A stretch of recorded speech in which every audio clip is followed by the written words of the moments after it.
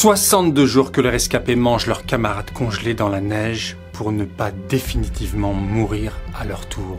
Il est temps d'agir. C'est Roberto Canessa et surtout Nando Parrado qui, au prix de 10 jours d'efforts dans les montagnes, à affronter le froid, la faim et l'épuisement, réussissent une expédition qui permette aux derniers survivants d'être enfin secourus après 72 jours isolés dans la montagne.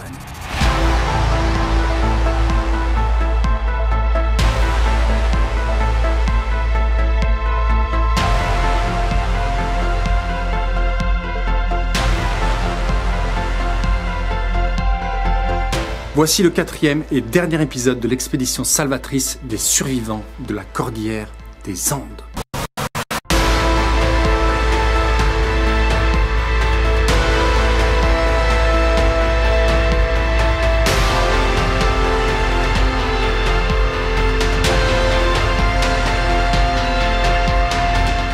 12 des 45 passagers de l'avion sont morts dans le crash le 13 octobre 1972. Puis 3 ont succombé la première nuit, une le 2e jour, une le 8e. Pour ajouter un peu plus de drame au drame, une avalanche se jette sur la carcasse du fuselage le 16e jour, tuant d'un seul coup 8 personnes. Ensuite, un mort le 34e jour, un le 37e et le dernier le 60e jour, qui a été le facteur déclencheur de la prise de décision de traverser les montagnes pour enfin aller chercher de l'aide. Cette décision n'a pas été prise à la légère. Il a fallu des heures et des jours à discuter comment on allait traverser, qui allait le faire, où se diriger, quelle quantité de nourriture serait emportée. Toutes ces questions ont dû trouver des réponses. Et ça n'a pas été facile. Après 2 mois dans la montagne, épuisés, affamés, luttant pour leur survie, les esprits des survivants ne sont plus tout à fait comme avant. On se chamaille pour un rien. Un bout de viande découpé dans un corps disparaît et c'est le drame, la dispute, violente parfois. Les rescapés se regardent en chiens de faïence en permanence. L'ambiance dans le camp est lourde, lourde de survie, pesante d'égoïsme. Il est temps que cela cesse. Il est temps de mettre un terme à ce huis clos cannibale et déshumanisant qui va se terminer très mal si rien n'est fait. Dans le groupe, Parrado, membre de l'équipe de rugby, et avant le crash, un suiveur, un timide. Ce n'est pas vers lui que les filles se dirigent. Ce n'est pas vers lui qu'on cherche une compagnie pour briller. Mais après le crash, son caractère va s'affirmer. Et il va prendre la place de leader, celui qui insuffle, celui qui veut tenter, celui en qui on fait confiance. C'est lui qui va franchir le pas de manger le corps du pilote qui a été préservé par le froid. C'est lui qui va prendre la direction de la nouvelle expédition qui prend la direction de l'Ouest salvateur. Roberto Canessa, autre membre de l'équipe, a aussi un fort caractère et est de la partie pour l'expédition. Un 3e homme, Visintin, part également avec eux. Les 3 hommes vont grimper, cap à l'ouest.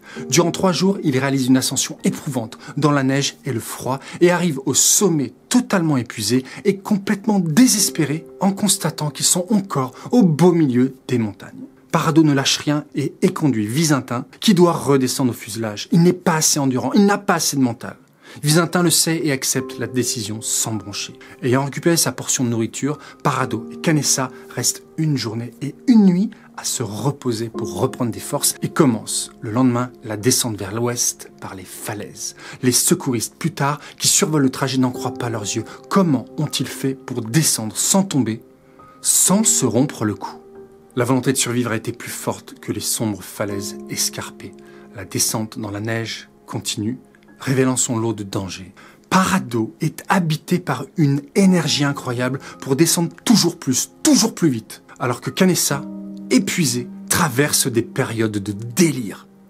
Mais les 2 hommes se débrouillent bien et arrivent le 7e jour vers les premières zones sans neige. Après plus de 2 mois passés dans un enfer minéral, ils débouchent sur le fond de la vallée et tombent sur ce qu'ils considèrent à cet instant comme le paradis sur terre.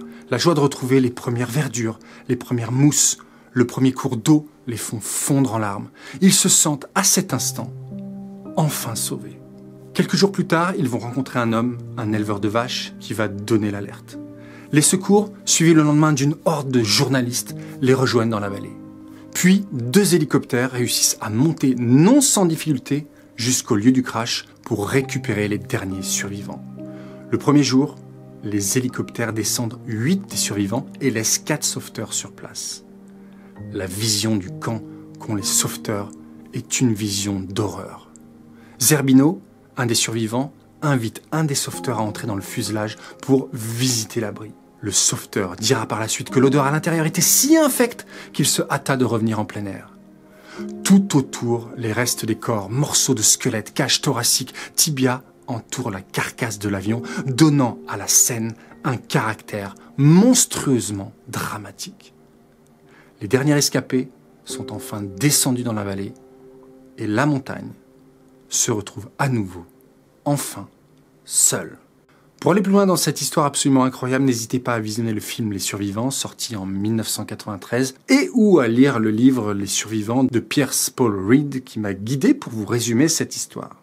Il existe aussi les récits de Parado et de Canessa que je n'ai pas lus, mais si vous avez l'occasion de tomber sur ces livres, eh bien, lisez-les.